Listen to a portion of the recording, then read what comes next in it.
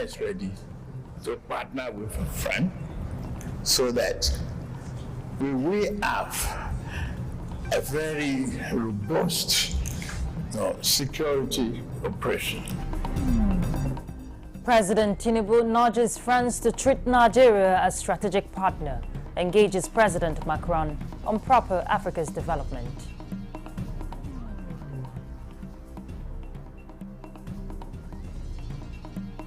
Senate passed for second reading tax reform bills, refers Committee on Finance to take further legislative action.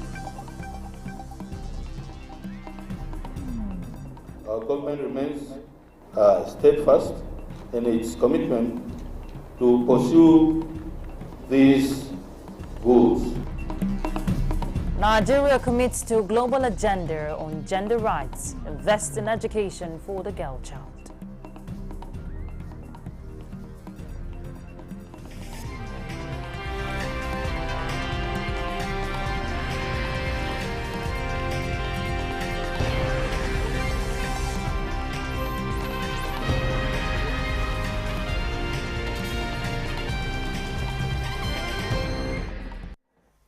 Hello, thank you for joining us on the news at 11 on Nta News24. We're live in Abuja. I'm Ruth Aguela. President Bola Tinubu is nudging France to see and treat Nigeria as a serious strategic partner to ensure proper development across Africa. This was during his engagement on a state visit to France in honor of President Emmanuel Macron's invitation. State House correspondent Musbahu Donwahab reports that President Tinubu and his wife Oluremi Tinubu were accorded a grand reception in Paris. A jinx of more than 20 years broken for Nigeria, with President Bola Tinubu being the first on a state visit to France after such a long time. And the grand reception for the first trade partner of France in sub-Saharan Africa was befitting as it was historic. Starting from the French Military Museum, the stature and status of Nigeria were depicted and greeted with military parade.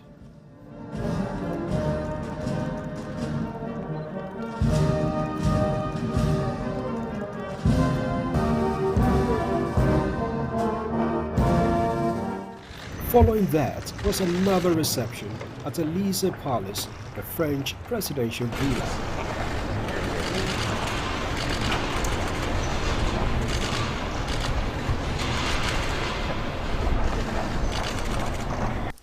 And then to the bilateral meeting of government officials chaired by the two leaders and another bilateral meeting of business community. Afterwards, both leaders here announced of fruitful engagements. President Bola Tinubu assures of his government's commitment to improved security and business climate as well as other socio-economic transformations. He, however, wants the French government to de-risk and promote measures that would further encourage partnership in other areas such as solid minerals development, education and agriculture, among others. There will be no fear of learning. The more educated this population will be, the better and well-trained society. We have this responsibility that is unique to fighting terrorism.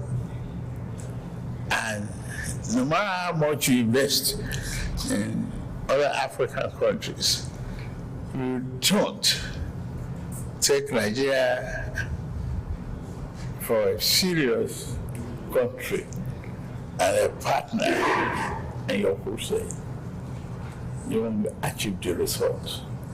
Nigeria is ready to partner with a friend so that we have a very robust security operation that will stop migration.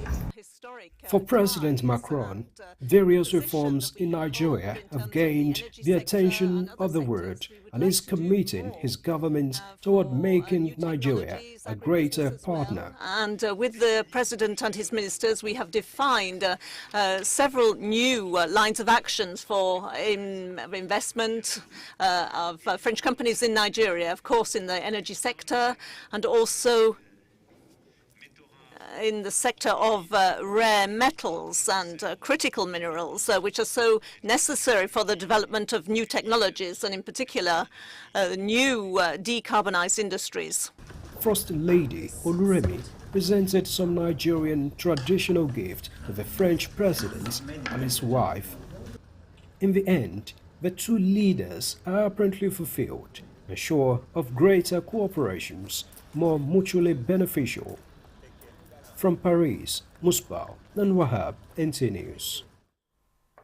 And turning our attention back home on legislative affairs, the 4 tax reform bills have scaled second reading at the Senate.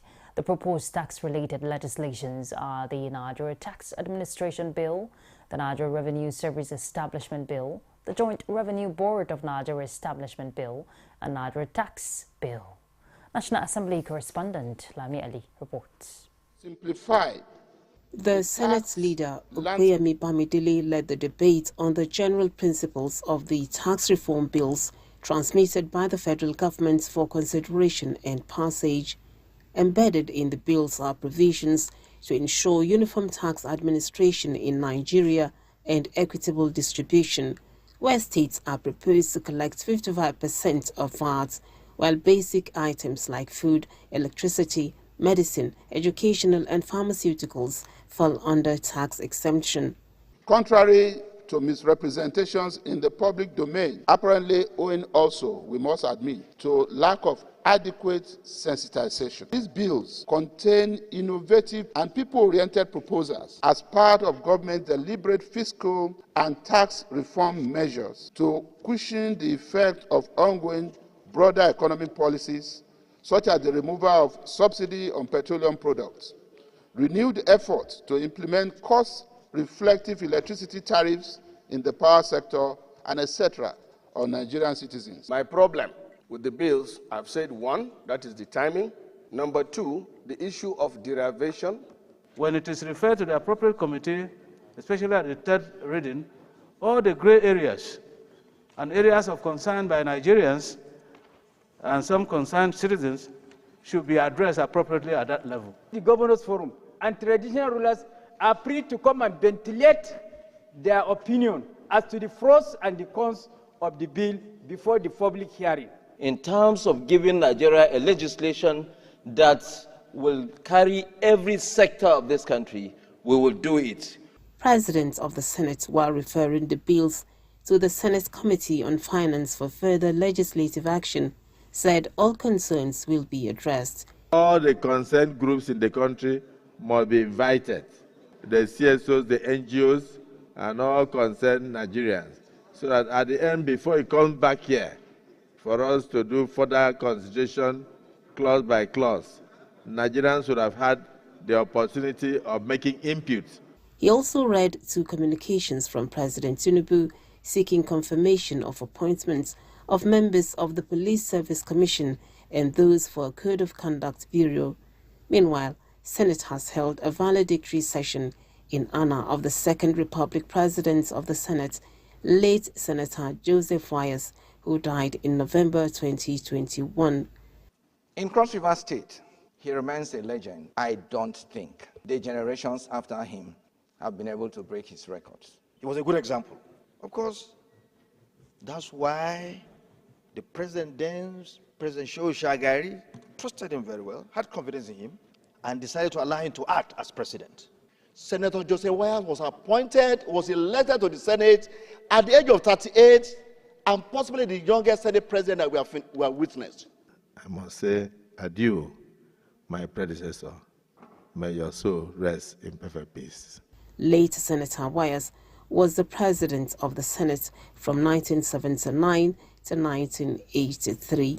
From the National Assembly, Lami Ali, Nta News.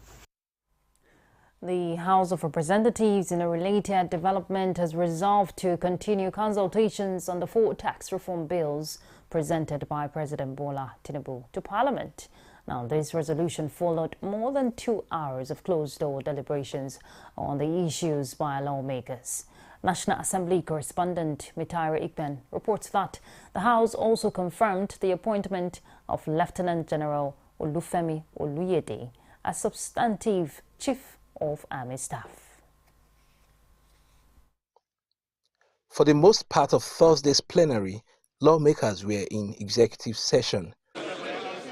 The crux of the matter is the 4 tax reform bills submitted by President Tinubu and the socio-economic implications.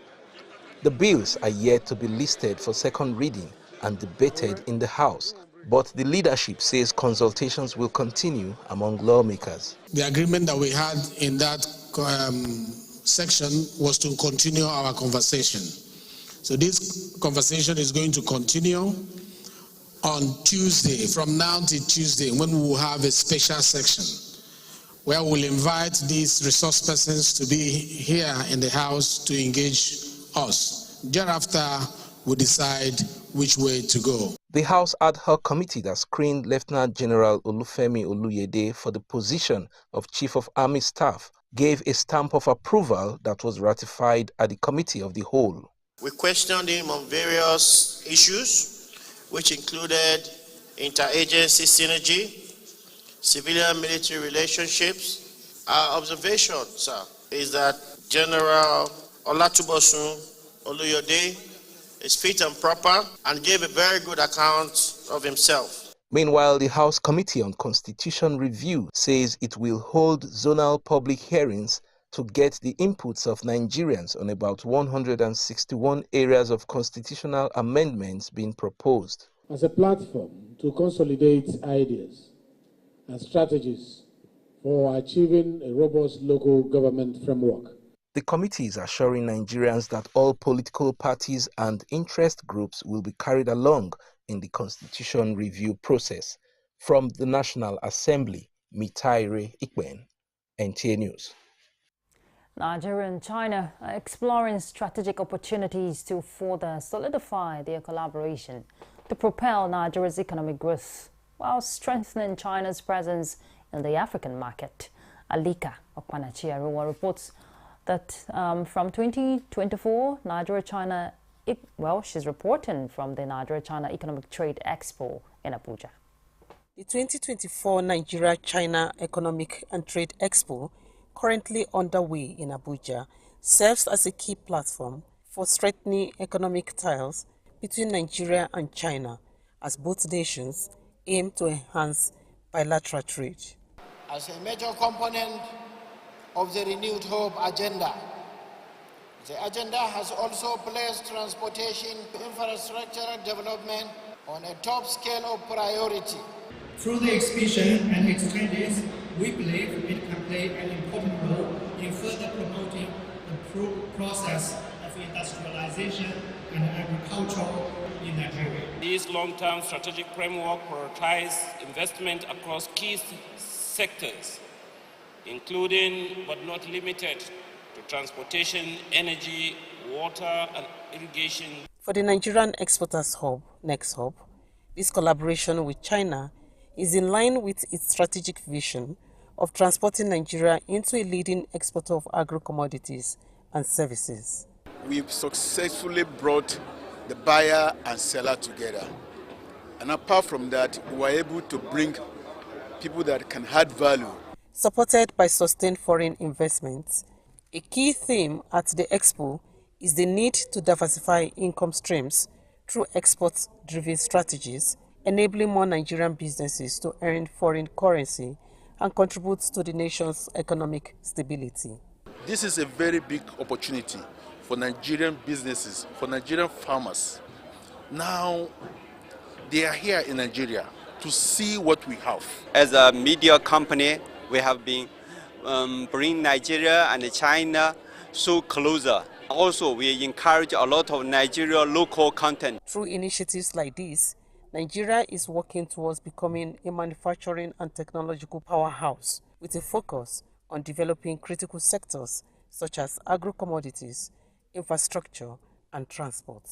In Abuja, Alika Okwanachi, Arua, Nta News. You're watching the news at 11 on Nta News 24. We'll take a break. More news when we return. Do stay tuned.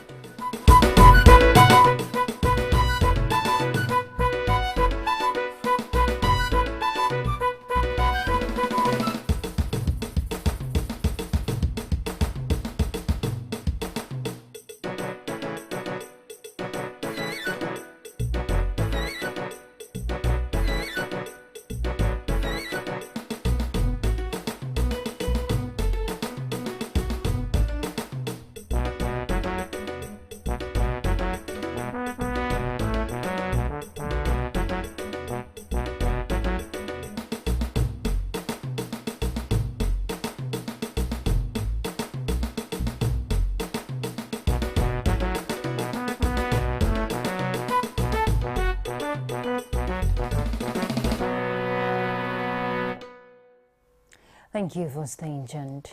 Nigeria remains committed to the global agenda on gender rights as the country is investing in education, especially for the girl child, and implementing programs that guarantee women's fundamental human rights. Olusheye Adiagbo reports that this is coming at an international conference on population and development, a program of the Nairobi Summit, and a 2030 agenda meeting holding in Abuja. And renewed commitment, of course, was discussed to achieve the set targets. Conversation on making sexual and reproductive health and rights a reality for all has been on for about 30 years now. Still, 190 million women globally who want to avoid pregnancy do not use any contraceptive method. Maternal deaths have decreased by 34% since the year 2000. Yet, daily, around the world and in Nigeria, we witness gender-based violence remaining rampant. Achieving universal access to sexual and reproductive health and fulfilling the ICPD promise required a renewed commitment to action. Submissions at the 2024 commemoration of the 5th anniversary of the Nairobi Summit on International Conference on Population and Development, ICPD, in Nigeria, raised unanimous views on national efforts in bridging the gender inequality gap. The ICPD commitments demand sustained efforts. Our government remains steadfast in its commitment to pursue these goals, not only because they reflect our shared values, but also because they represent a vision for a just, equitable, and prosperous future for all. One thing that His Excellency President Bola Tinubu has done that can help us achieve and realize quickly successes is the devolution of powers to the local government authorities. Today, the local government authorities are autonomous. With the theme, the march continues sexual and reproductive health and rights for all. Optimism is shared that Nigeria will be dedicated to ensuring every pregnancy is wanted and realizing a society in which women and girls thrive. In Abuja, Olusheye Adiagbo, Nta News.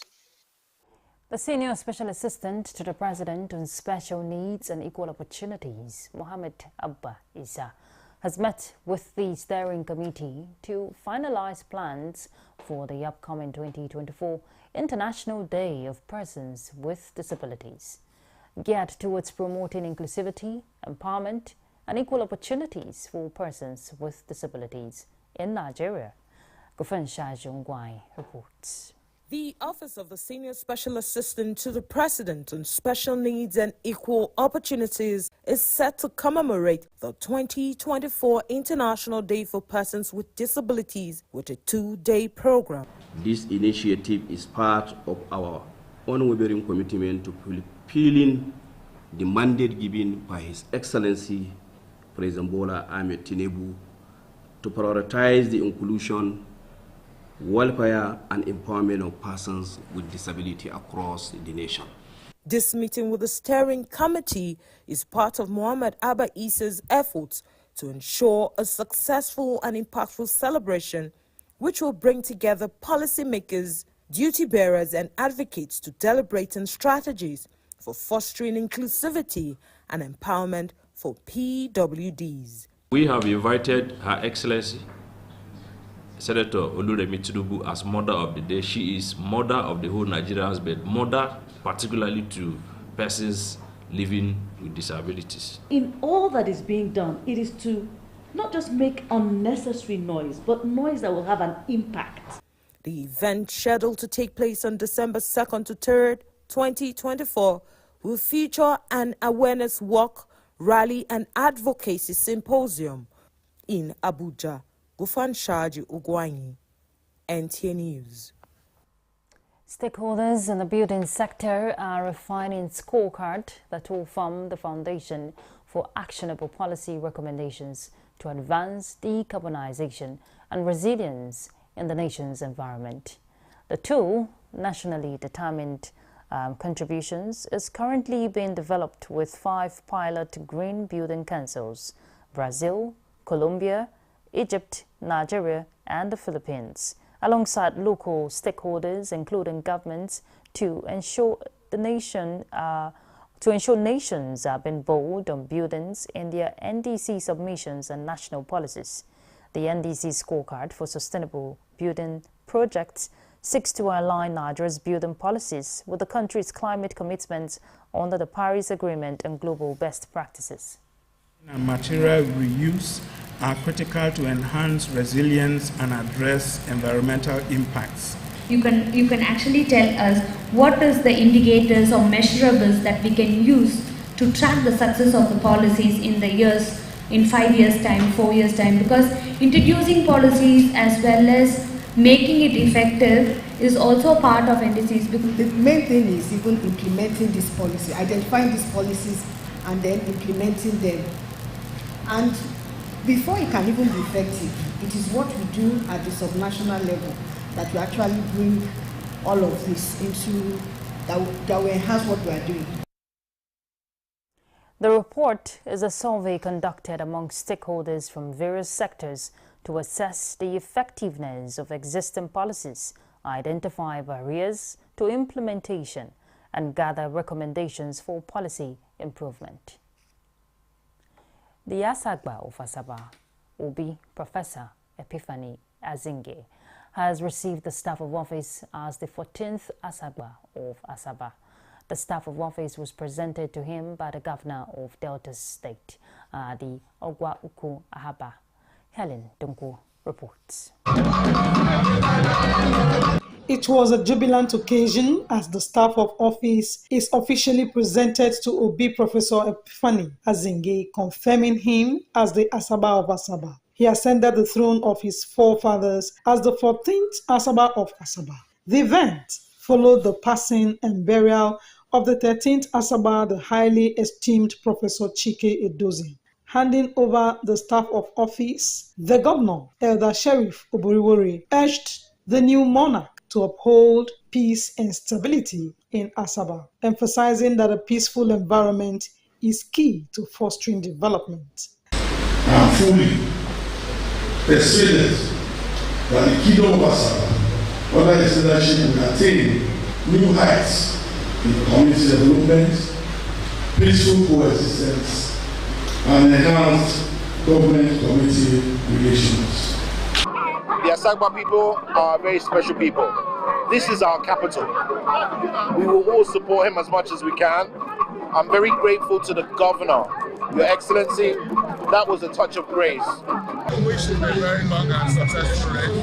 I pray he reigns longer than Asaba. The chief celebrant, Obi Professor Epiphany Azinge, reassured Asaba indigenes and residents of a new era filled with renewed hope and unity.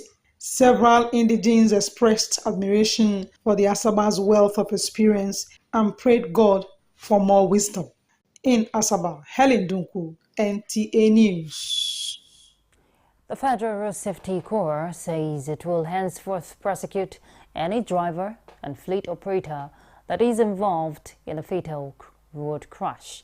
The Court-Martial Federal Road Safety Corps, Shehu Mohammed, declared this at the 2024 Annual Safety Managers Retreat for Fleet Operators in Abuja. Oyeyemi Ajayi reports. Over time, it has been reported that road traffic crashes involving fleet operators or caused by them are on the high side, especially with the high level of death and degrees of injuries usually involved. Now, to set the record straight, the Federal Road Safety Corps says no stone will be left unturned in reducing this menace in line with the 5% yearly reduction of road crashes in the country. Taking the bull by the horn, headlong, the Corps Marshal Shehu Mohammed hinted the Corps is embarking on style operations against recklessness of these fleet operators. So what we intend to do is to completely seize their license for some years, so that if they correct and get back to the discipline type that we require, then we can let them have their license back again. The problem of the environment are the drivers who want to rush it quickly and make double money. Whatever we are going to do here or is going to be discussed here is going to be of benefit not only to the road users but for everybody in the country. The stakeholders, however, commended the Federal Road Safety Corps for its efforts in ridding the roads of crashes, while reiterating commitments towards ensuring better and safe movement on the highways, especially during the Ember months. Oyeyemi Ajayi, Nta News. And we're done with the news. Thank you for your time. I'm Ruth Aguela.